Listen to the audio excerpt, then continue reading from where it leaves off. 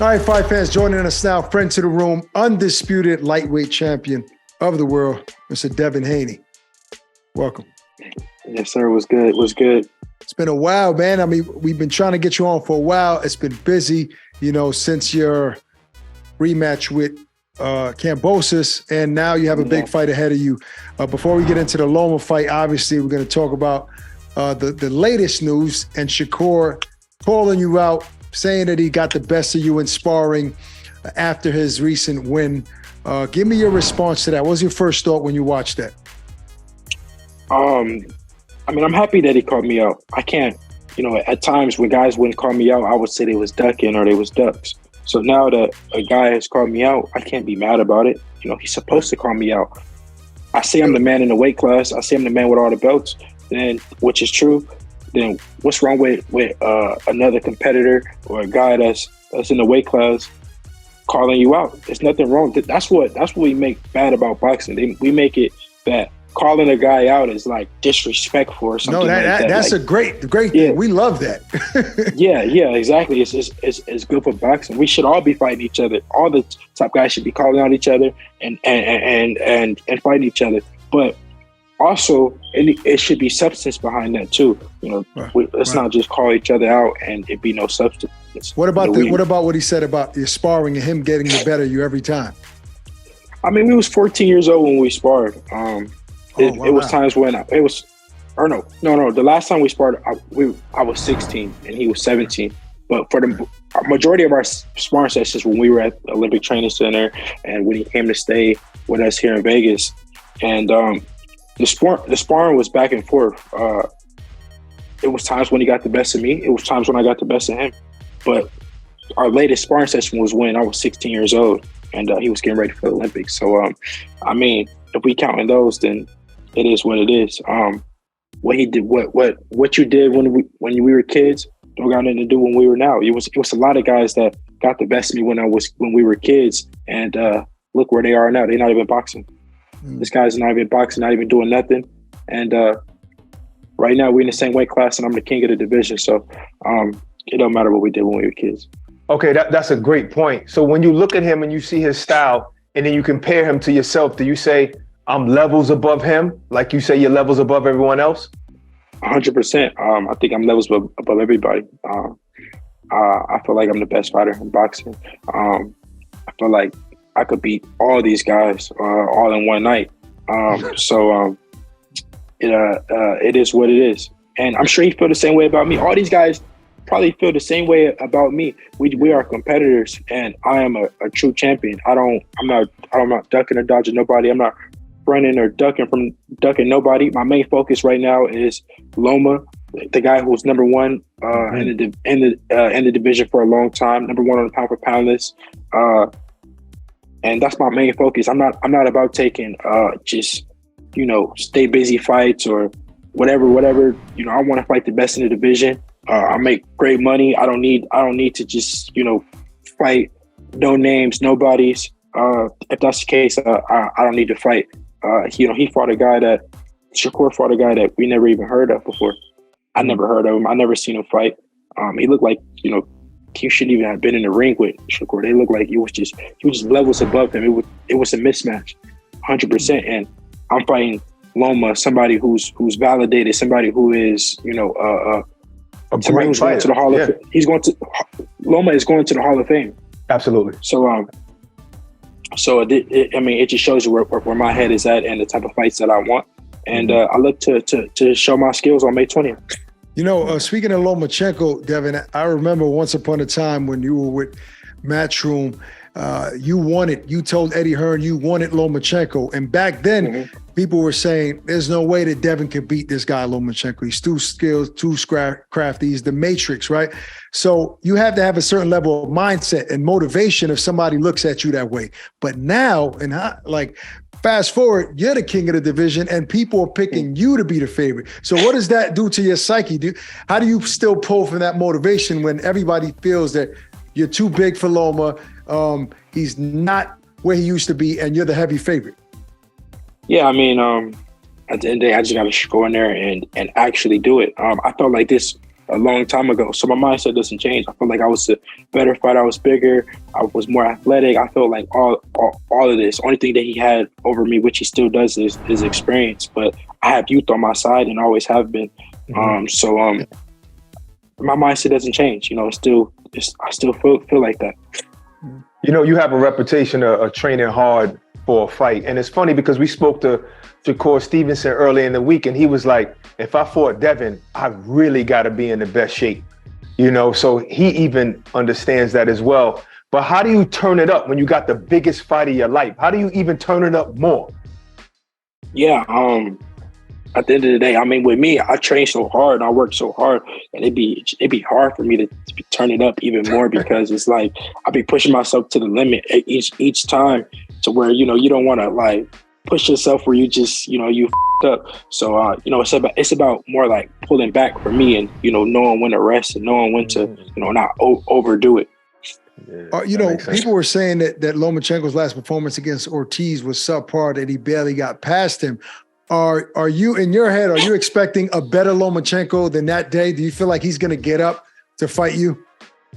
Yeah, I mean, everybody, whoever I fight, they're always going to get up to fight me, especially with it being so much at stake.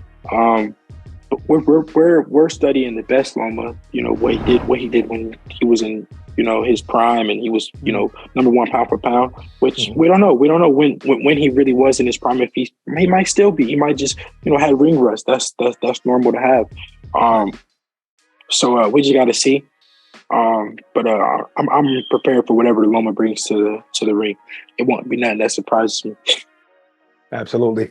I mean, were you ever a fan of his? Even though I know you wanted to fight him since you was 19 years old. Yeah. Did you ever look at his style and say, Dad, this dude is incredible? No, I can't say that. I've obviously watched Loma. You know, I watched tape on him, you know, coming up, but I never was like too thrilled with Loma. He never really, like, I'm not gonna say that, you know, what he's done isn't impressive, because it is, but he just never was, you know, it never really impressed me, like his style and stuff like that, what he was doing. I seen a lot of guys. I was a top amateur, so I seen, you know, a lot of the Ukrainians, a lot of the Russians and everything, and how they fought. So I mean, he's a great fighter. I cannot take that away from him, but it's just never just out of the ordinary for me. Yeah, impressive. Oh wow. Right. Okay. So Devin, who outside of yourself, who impresses you in boxing? Who do you say and watch and say, wow, that dude he's nice, he's skilled? Well, somebody that I just recently watched was Raymond Ford. I like Raymond Ford. He impresses me. He's young. I was sparring Jesse Magdaleno, a guy he just fought as a little kid, and as a kid, he used to get the best of me. Jesse Magdaleno, like he was a grown man, and I was a kid, so he would go hard on me, and he was training for a world title fight. So I'm not saying that he wasn't supposed to. It made me better. So I remember when Jesse used to beat up on me as a kid.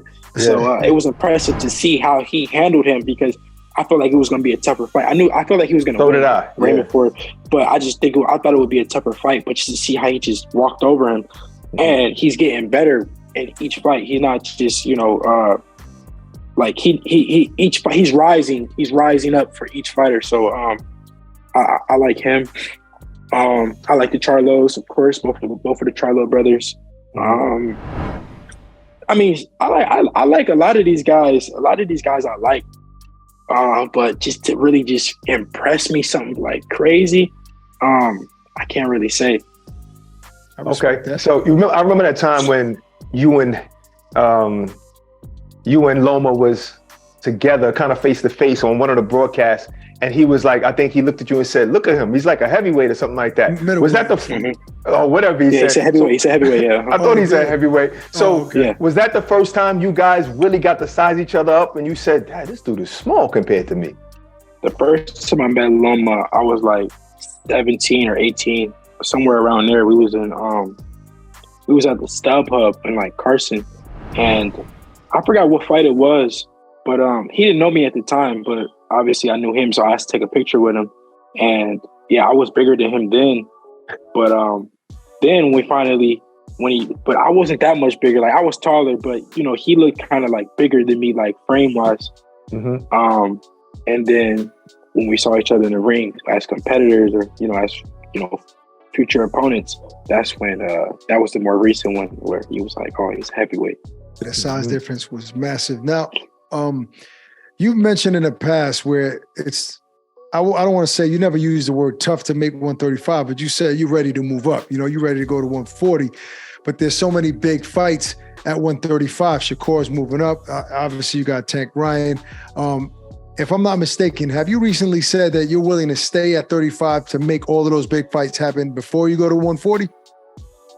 Yeah, I would love to make those fights happen. Those are the biggest fights, some of the biggest fights in boxing. But it all starts with, May 20th, seeing how I feel, how I make the weight, and then we'll go from there. But a lot of people forget I've been at 135 since I was 16. And this is just my first weight class. I got a long career of many weight classes. This is what Shakur's third weight class, what Tank's second weight class, Ryan's second weight class. This is my first weight class. So if I was to go up, then it would be because I just truly can't make the weight anymore. Not because I don't want to make the biggest fights happen. Because that's 135 is where the money at. That's where the legacy fights are. Not saying that 140 won't be that one day. It will. Eventually it will, because everybody else is going to go up as well. Right. But we just got to see how I feel on May 20th. So at some point, even if those fights might even happen at 140, if not at 135, because you guys are around the same size, same ages, and going to be growing together. That's a good point. I mean, since 6 kids, me, Ryan, and Shakur have all been growing together. I fought Ryan at my first weight class. Ryan was like 85 pounds. So no, literally. So wow. Long time ago. We were like 9-10 years old. So eventually we all going to meet up. No doubt. Speaking of Ryan, obviously, everybody's talking about April 22nd, which is about a month before your showdown with Loma. And every fighter we ask says that Tank is going to win this fight, right? Because they say Tank is the more skilled fighter. Does Ryan have a shot to land a big left hook and hurt Tank? I mean, what are his chances on this fight? Of course. I mean, Ryan has a shot. Tank is much more proven, much more experienced.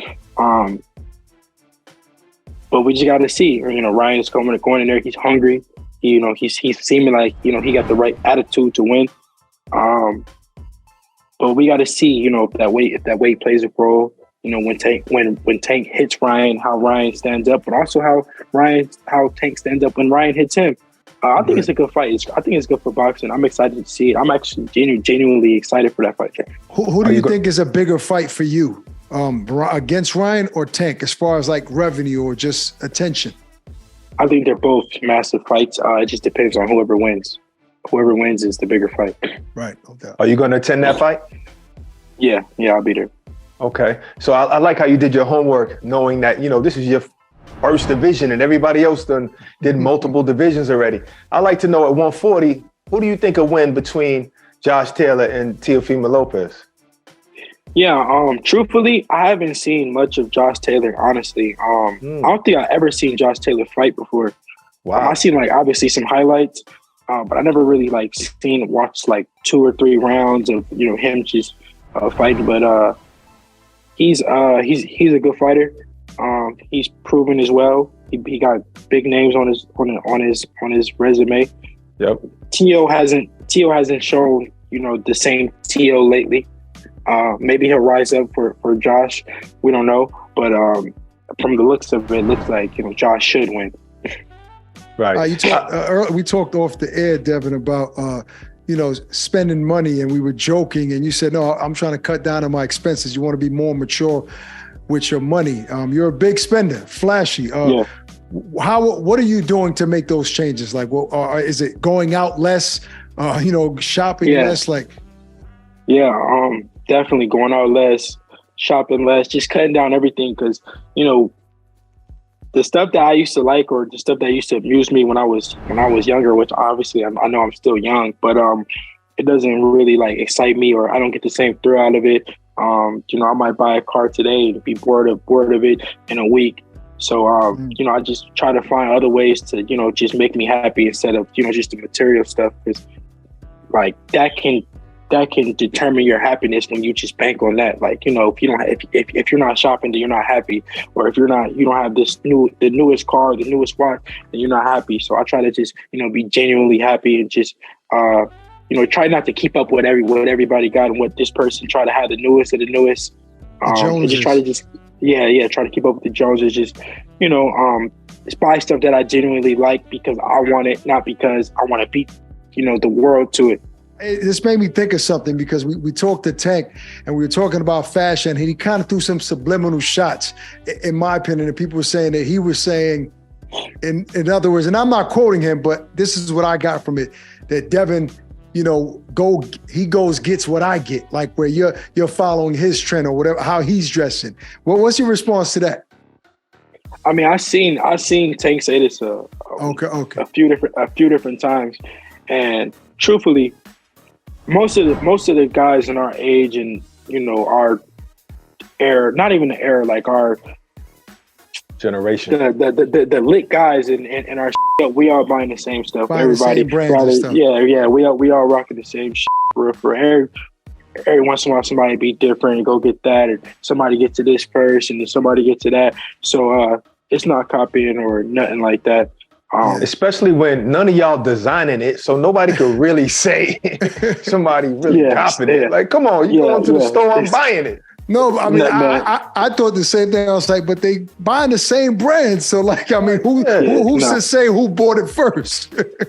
Yeah, I mean, but that just show you, that's just like I don't know exactly. I think I seen Kanye say something like this, like, we arguing over these brands or we don't even know these owners. We don't know who designing this shit. These people don't even give a about us. They don't care about nothing. Who got it first? Who got it last? But we some black brothers arguing over. I mean, spending $1,100 on a pair of gallery department jeans. Just to say, the next person copy. Just the next person copy. Absolutely. I must rock this better if he even saying that, because it's not even it ain't nothing like that. We all rock the same. All right, let's do a standing 8 real quick. We're going to shoot 8 rapid fire questions. You got to answer them first thing that comes to your mind. Can't think about it too much, all right? I'm going to set it off with Julio Cesar Chavez, Canelo Alvarez. Pick one. Oh, I got to go with Canelo. I mean, I respect Chavez, but just Canelo just more my era. I watched more of Canelo than I ever watched the Chavez, but, you know, two legends of the sport. Yes, sir. The most skillful boxer of all time. I think Roy Jones. Roy Jones just had just natural skills, natural ability. He could do stuff that other people couldn't do. Okay. Most overrated fighter in boxing today. Nah, I can't do nobody like that. Okay. See, he's becoming a better man, Barack. 100%. That's good stuff. The fastest fighter you ever fought. Sam Judah. Well, just sparring. That's the fast person I ever like. He is super fast. All right, now this one I think you could do, Dev. The worst dressed boxer. Sean Porter. He's a second ding, ding, ding, ding, ding, ding, ding. All right. Your toughest fight. Toughest fight. I don't know. They all been easy so far. He said it, not me. Las Vegas, the Bay Area. Oh, the Bay. 100%. Right. Last one. How many divisions will you become undisputed? 2. All right. Cool. That's big. All right, listen, that's the undisputed champ of the world right now. Devin, can't wait for your fight against Loma, man. Hopefully we'll be front Sunday there. Good luck, and I'll talk to you soon, champ. Take care, brother. That's it. Thank you.